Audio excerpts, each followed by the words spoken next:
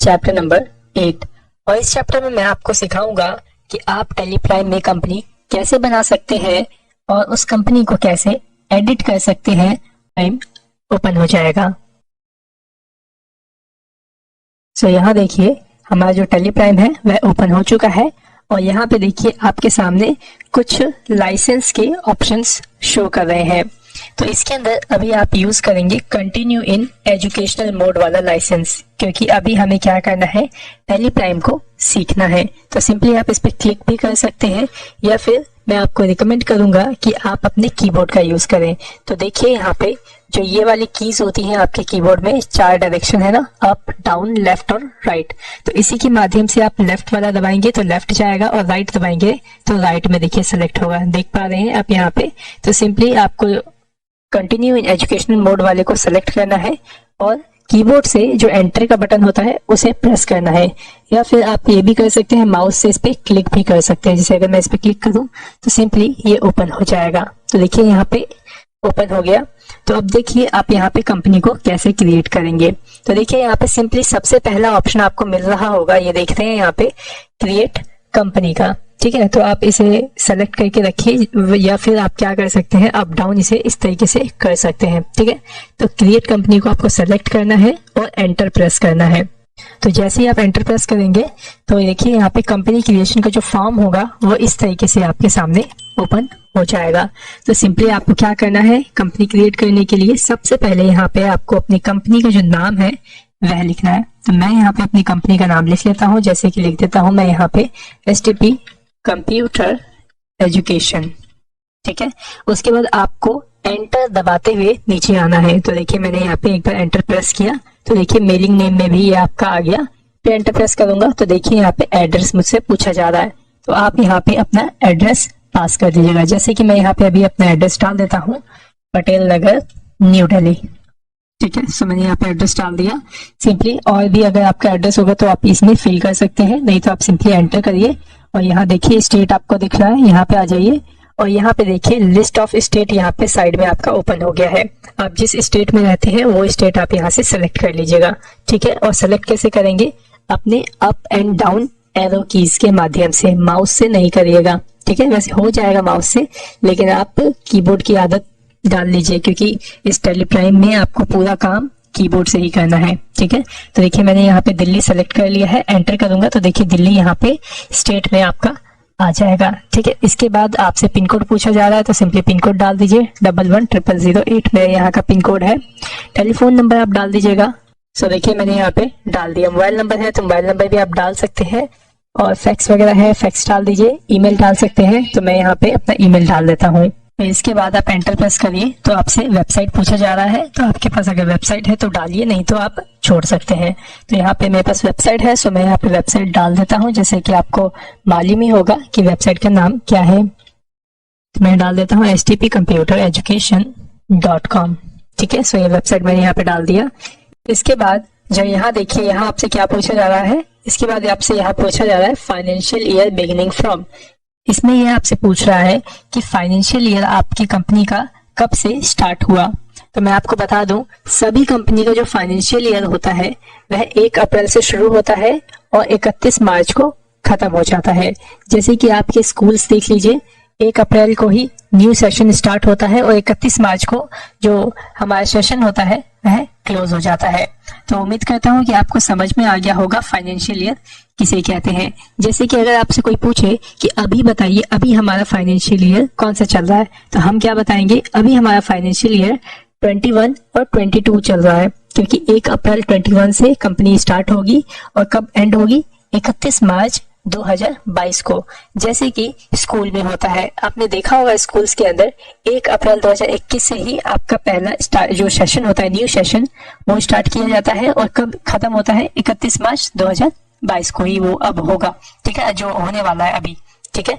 तो इस स्कूल वाले सेशन से ही आप समझ जाइए कि फाइनेंशियल ईयर किसे कहते हैं। सो उम्मीद करता हूँ कि आपको समझ में आ गया होगा। अच्छा देखिए यहाँ पे नेक्स्ट ऑप्शन कौन सा है, books beginning from. Books beginning from का मतलब होता है कि जो आप एंट्री करना स्टार्ट कर रहे हैं अपनी बुक्स में, वो कब से कर रहे हैं। तो ऑब्वियस सी बात है, हम उसी दिन से अपनी बुक में एंट्री करना स्टार्ट करेंगे जिस दिन से हमारी जो कंपनी है वह स्टार्ट होगी। तो जो दोनों में आप क्या डेट डालेंगे, दोनों में आप डेट डालेंगे 1 अप्रैल 2021, क्योंकि अभी हमारा 2021-22 चल रहा है। ठीक है, तो यहाँ पे मैंने 2021 डाल दिया है, 1 अप्रैल 2021, याद रखिएगा। एंटर करके नीचे आइए तो यहाँ देखिए आपसे पूछा जा रहा है बेस करेंसी सिंबल, मतलब कि आपकी इंडिया में कौन सा करेंसी सिंबल यूज किया जाता है। तो सिंपल है, आपको मालूम होगा, ये रुपीस का सिंबल है जो कि हमारे इंडिया में यूज किया जाता है। नेक्स्ट आपसे पूछा जा रहा है फॉर्मल नेम, इस रुपीस का फॉर्मल नेम क्या है। तो इस रुपीस का हमारा फॉर्मल नेम है INR, जिसकी फुल फॉर्म होती है इंडियन रुपीस। ठीक है, बस इतना ही इसमें आपसे पूछा गया है। फिर आपको क्या करना है, अब एंटर प्रेस करना है। तो जैसे ही आप एंटर करेंगे आपसे पूछा जाएगा जो ये आपने इंफॉर्मेशन डाली है क्या आप इसे एक्सेप्ट करना चाहते हैं। अगर करना चाहते हैं तो यस करेंगे, और यस आप कैसे करेंगे, आप एंटर का बटन दबाएंगे तो यस हो जाएगा, और अगर आप कीबोर्ड से एन का बटन दबाते हैं तो ये नो हो जाएगा। ठीक है, तो मुझे ये एक्सेप्ट करना है तो मैं इसे एंटर प्रेस कर देता हूँ।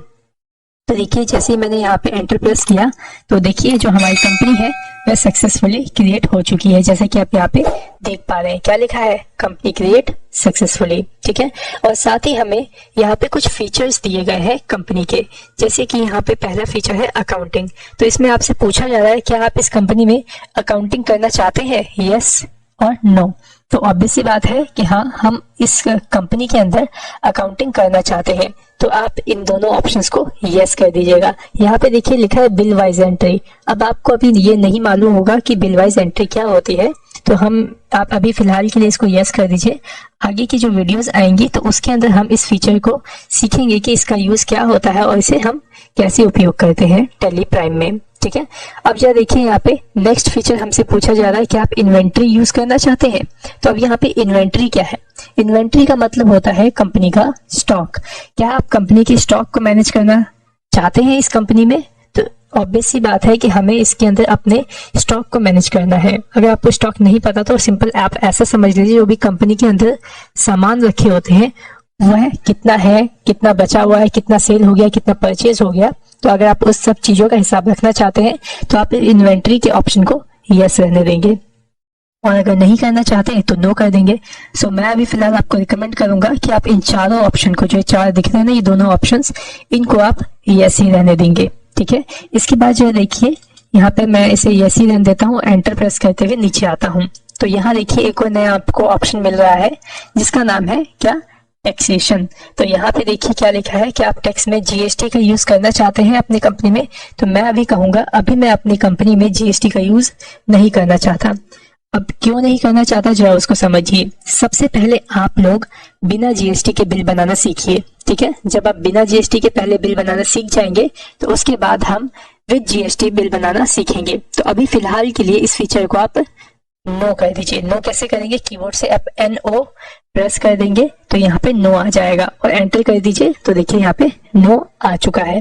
ठीक है, बस यही आपको करना है। यहाँ पे फिर से आप एक बार एंटर प्रेस करिए और इस फीचर को एक्सेप्ट कर लीजिए कि हमें कौन कौन से फीचर हमारी कंपनी में यूज करने हैं। ठीक है, फिर से एक बार एंटर करके मैं इसे एक्सेप्ट कर लेता हूँ। बस इतना ही करना था अब आपको इसके अंदर।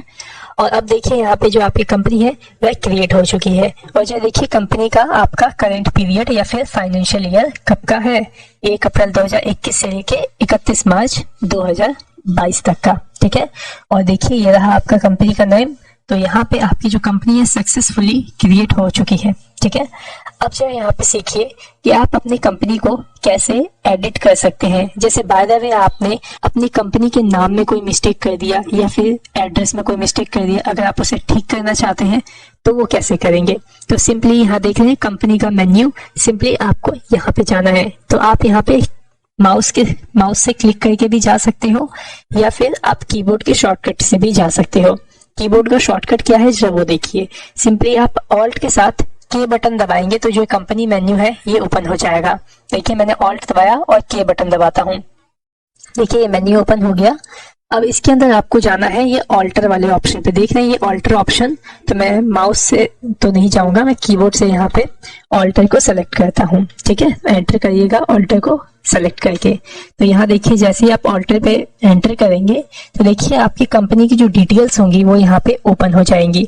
तो अब आपको जो एडिट करना चाहते हैं आप वो एडिट कर लीजिए। जैसे कि मैं यहाँ पे कंपनी का नाम ही एडिट करके दिखाता हूँ। जैसे कि मैं यहाँ पे सिंपली लिख देता हूँ एजुकेशन सेंटर। ठीक है, कुछ इस तरीके से लिखा। तो देखिए मैंने यहाँ पे अपने कंपनी का नेम को एडिट कर लिया है। बस अब आपको क्या करना है, एंटर प्रेस करके आप इसे एक्सेप्ट कर दीजिए, या फिर एक्सेप्ट की एक शॉर्टकट की भी होती है जिसे हम कहते हैं कंट्रोल ए। ठीक है, तो आप अपने कीबोर्ड के साथ कंट्रोल ए बटन प्रेस करेंगे तो ये एक बार में आपका एक्सेप्ट हो जाएगा। तो देखिए एक्सेप्ट हो गया और यहाँ पे आपकी कंपनी का नेम चेंज हो गया, एजुकेशन सेंटर। ठीक है, सो उम्मीद करता हूँ कि अब आपको कंपनी को एडिट करना भी आ गया होगा। तो चलिए अब सीखते हैं कि किस तरीके से आप अपनी कंपनी को डिलीट कर सकते हैं। तो डिलीट कैसे होगा, बहुत ही ईजी है। आ जाइए यहाँ पे, कंपनी का जो मेन्यू दिख रहा है आपको, सिंपली आप इस पे क्लिक करिएगा, या फिर ऑल्ट के साथ के बटन दबा के भी आप यहाँ आ सकते हैं। और यहाँ पे सबसे पहले आपको क्या करना है, वापस से ऑल्टर में जाना है। जी हाँ, ऑल्टर में ही जाना है आपको कंपनी को डिलीट करने के लिए भी। ठीक है, सो मैं यहाँ पे ऑल्टर में फिर से चला जाता हूँ और यहाँ पे आपको एक शॉर्टकट का यूज करना है अपनी कंपनी को डिलीट करने के लिए। वो शॉर्टकट क्या है जरा उसको देखिए। वो शॉर्टकट है आपका Alt+D। ठीक है, तो मैं ऑल्ट के साथ D बटन दबाऊंगा तो देखिए आपसे पूछेगा क्या आप इस कंपनी को डिलीट करना चाहते हैं।